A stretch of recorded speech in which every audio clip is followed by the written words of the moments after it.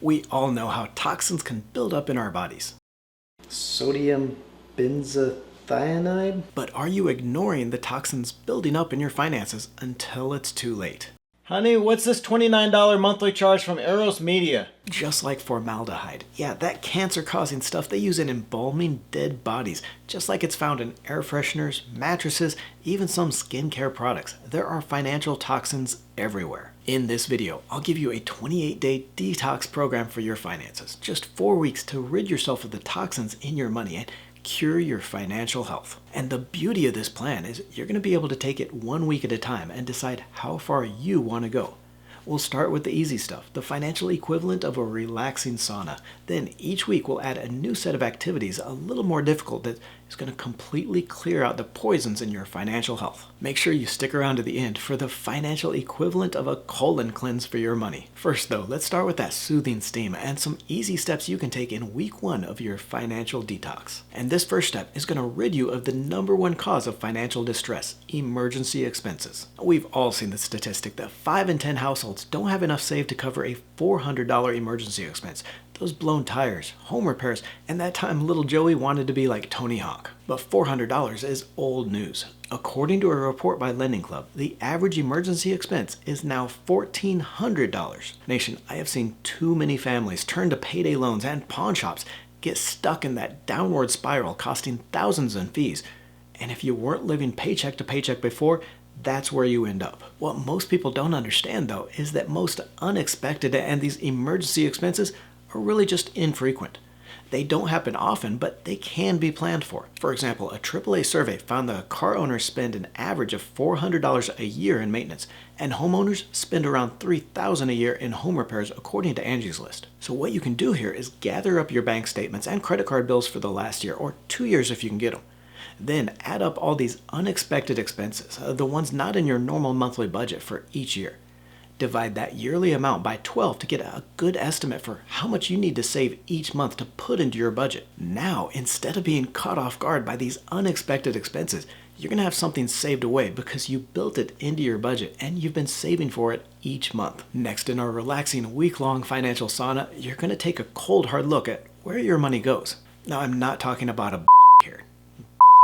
Okay, evidently budget is a dirty word, but that's not what a financial toxin I'm talking about. What I'm talking about is a little thing that's going to destroy your budget.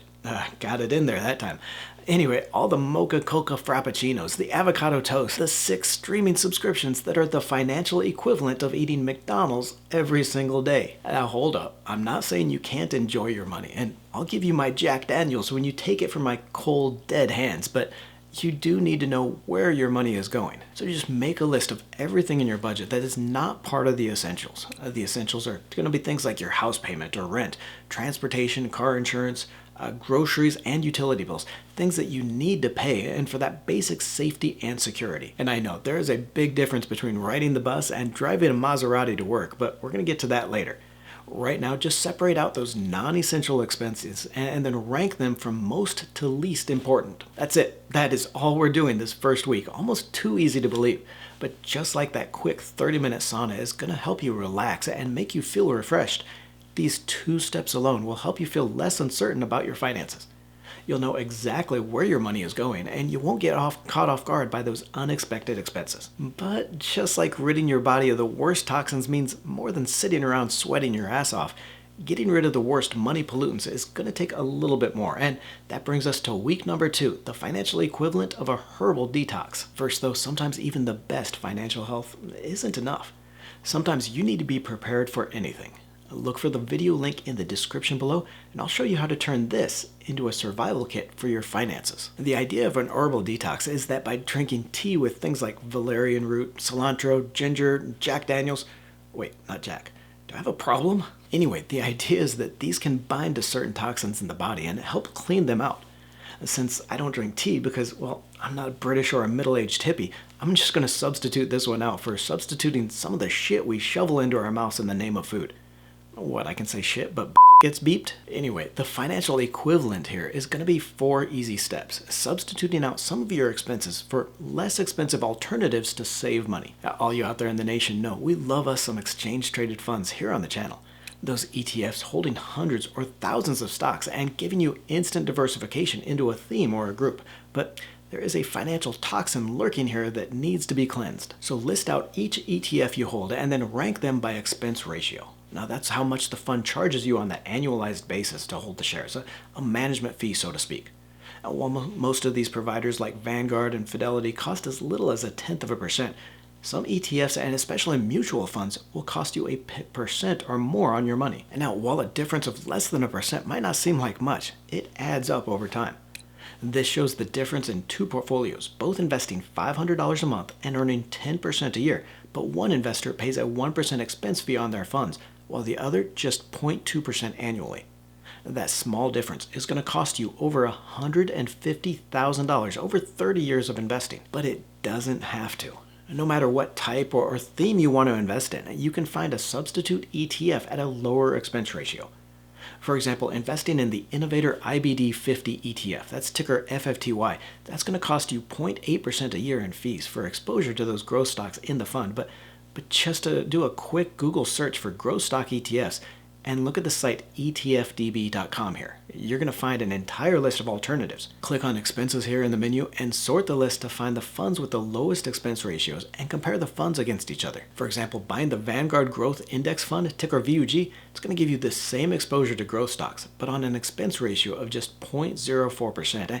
And the fund has outperformed the FFTY by nearly 80% over the last 5 years. Nation, just do not fall so in love with your ETFs that you can't see the better options. Making just a little change, saving that 0.76% in fees each year, is going to make you hundreds of thousands of dollars richer. Next this week is going to be comparing the savings rate offered on your banks with others. Now, the average interest rate is just 0.16% for traditional savings accounts, and a lot of people are still paying fees for checking. I know it's a pain in the ass to change banks, but you can earn rates as high as 2 and 3% on accounts with SoFi, Capital One, and Discover. I'm not going to push you towards anyone in particular and tell you use my affiliate link because that's not what this is about. It's about you getting all you can from your money, and for that, an extra percent really does help. If you carry a balance of just $2,000 in savings to cover your emergency expenses, that extra 2% interest is an extra $40 a year, and you don't have to do anything for it. While you're shopping around for the best deal on your savings, compare opportunities for other expenses as well. Shop around for better deals on your cell plan, your groceries, and your insurance. And this doesn't mean you have to go with the cheapest provider out there, or even that you need to change up your life to save $20. Knowing how much the alternative is going to save you, you call up your cell phone provider or other service here, tell them that you'd like to cancel your plan and you're going to be making that switch. 9 times out of 10, they'll offer you a special rate or a discount to keep you with the company. Finally here, in that week-long herbal cleanse of your finances, revisit your list of non-essential budget busters and then pick out all the recurring monthly memberships and your subscription plans. Those monthly subscriptions are the financial equivalent of putting on an extra 5 pounds of fat each year. Pizza night each week, a few snacks here and there, and it's easy to pack on a little by little.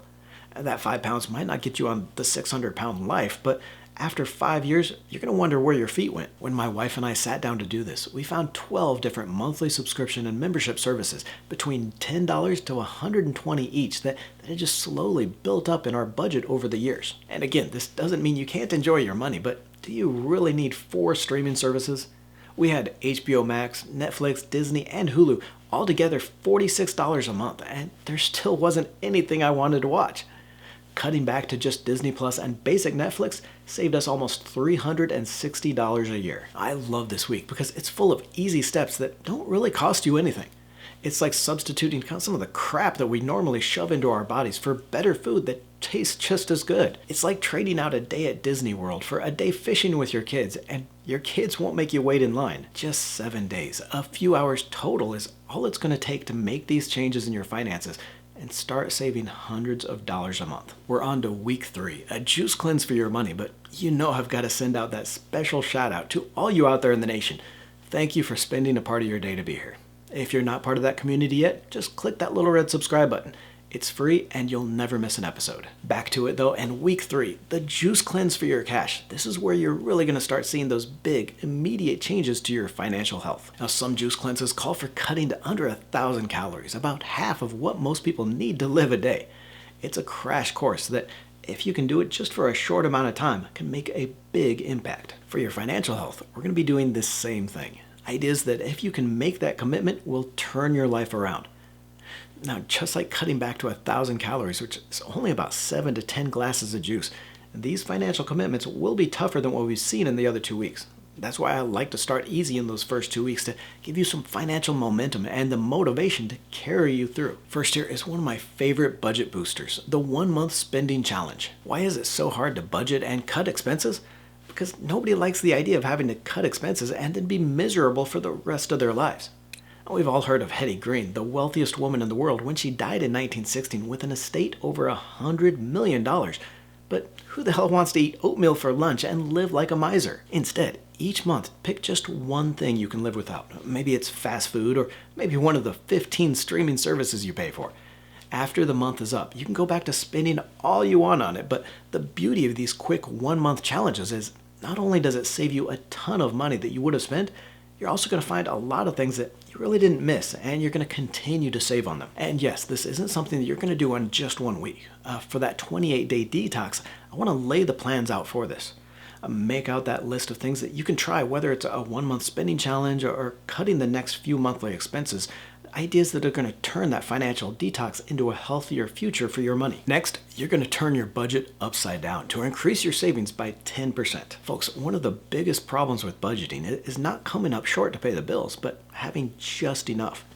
You see, when your income just covers your expenses, there's never any motivation to budget or cut where you can save. You never get around to saving because you don't feel like you have to. So instead, I want you to start a new budget with your income at the top, then put down how much you're saving now and increase that by 10% and take that amount out of your income first every single month. Taking your savings out first is going to guarantee you have something set aside, and it's going to force you to make those hard decisions. Look harder at your expenses that you could do without. And whether you do that or not, another way to cleanse your budget of some of those cash cancers is to start cutting from your list of least important non-essential expenses. Remember the list you put together in week 1, all the non-essential expenses ranked from least to most important?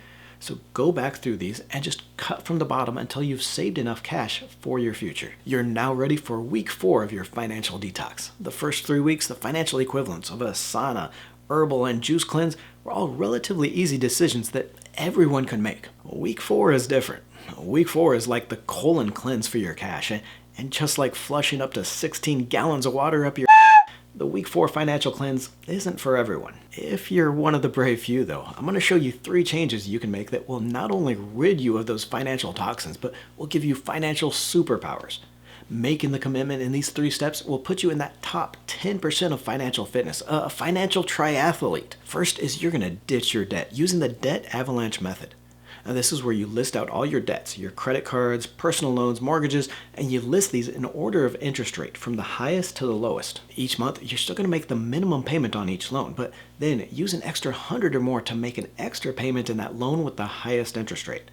And this is going to pay off those high rate debt first and is the best way to save you more money. You'll save more on interest each month, putting more debt to that debt payoff, and you're going to be able to build that momentum until you're debt free. Now, an alternative here is to use the debt snowball method. This is where you pay off your smallest loans first instead of that highest rate debt. It's hugely motivating to see those small loans drop off your list fast, but it's not going to save you quite as much money. Whichever you choose though, stick with it and get debt free. Next is going to be one that I bet only 1 out of maybe 20 will actually try, but I will guarantee you this is going to help you get out ahead. Trying a side hustle for just a few months. I recently did a video of the 10 best and the worst side hustles out there. I'll link to in the description below. Some great ideas that are going to help you make thousands of dollars a month on as little as 5 to 10 hours a week. Now folks, I don't want you to think this is like getting a second job or something you have to do forever. Just try one of these side hustles for just 3 months. Save up to a few $1,000s, and that's going to be enough for a cash cushion that could mean all the difference between financial health or hell. Even if you don't ditch your debt for good, stop carrying around a balance on your credit cards. The average household carries a balance of $5,200 on their credit cards and at an average rate of 18.9%. That means interest fees alone are $82 a month, almost $1,000 a year paid just because people don't pay off their cards each month. I know this is tough to pay off those cards and keep it paid off each month, but just think of what you could do with an extra $1,000 a year. Investing just $1,000 a year instead of paying it to MasterCard and fees is going to grow to over $164,000 over 30 years. Click on the video to the right and create a personal finance survival kit. Be prepared for anything and know your finances will survive. Don't forget to join the Let's Talk Money community by tapping that subscribe button and clicking the bell notification.